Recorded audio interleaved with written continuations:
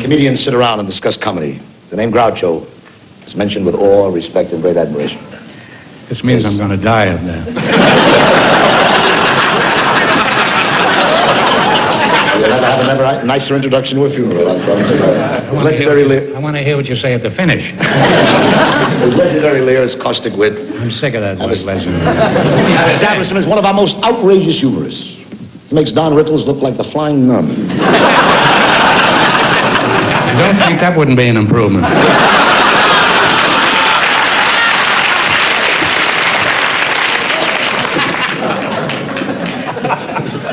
His remarks bear witness to two of the funniest words in the English language. Ladies and gentlemen, Groucho Marx.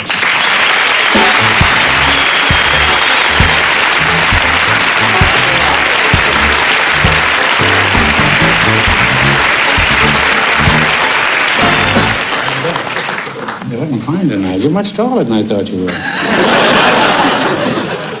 Friars and guest of honor, when I was asked to appear here tonight on the Kraft Music Hall to honor Johnny Carson, my immediate reaction was to give up my citizenship and move to Czechoslovakia.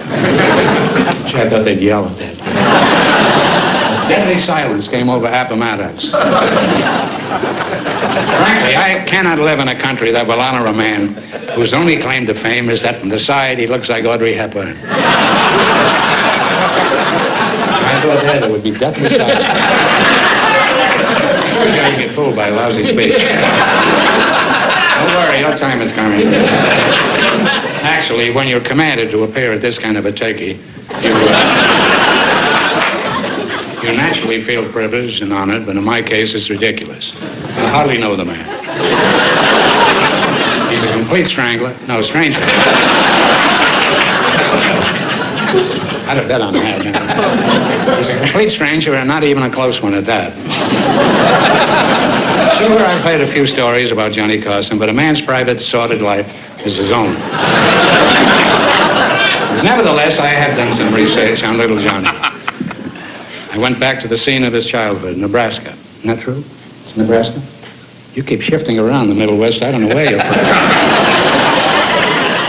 I went to Nebraska to talk to Johnny's mother.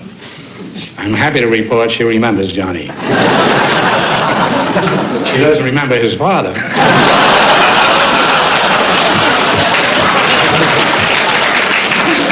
But she remembers Johnny.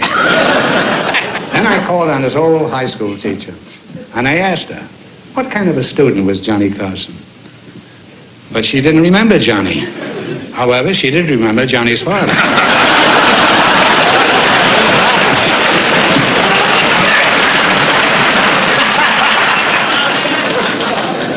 You know, I tried to watch Johnny. I tuned in 3 times. One time, Jerry Lewis was the host of The Tonight Show starring Johnny Carson. The second time, Harry Belafonte was the host of The Tonight Show starring Johnny Carson. The third time, I was the host of The Tonight Show starring Johnny Carson.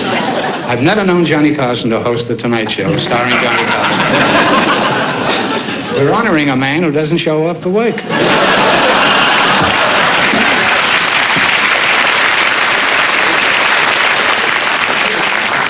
He could be the mayor.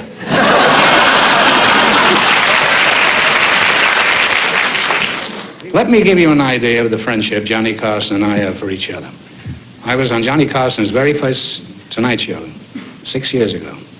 I'll never forget the first night I met him. And heaven knows I've tried. I was in my dressing room. At least that's what they said it was. It was the only dressing room I ever saw with 12 sinks.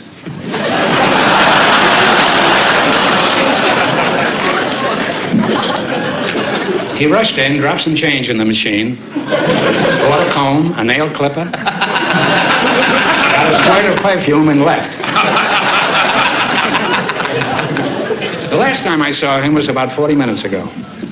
I had the same dressing room. 2 sinks had been removed. He came in and said, boy, am I glad you're here. The nail clipper doesn't work. Well, for your information, Mr. Carson, the perfume's worn off, too. Johnny, I've never asked a favor of you because, frankly, you're not the warmest person in the world, even in your underwear. But I'd like to ask you a favor anyway. Can you get me Hermione Gingold's phone number?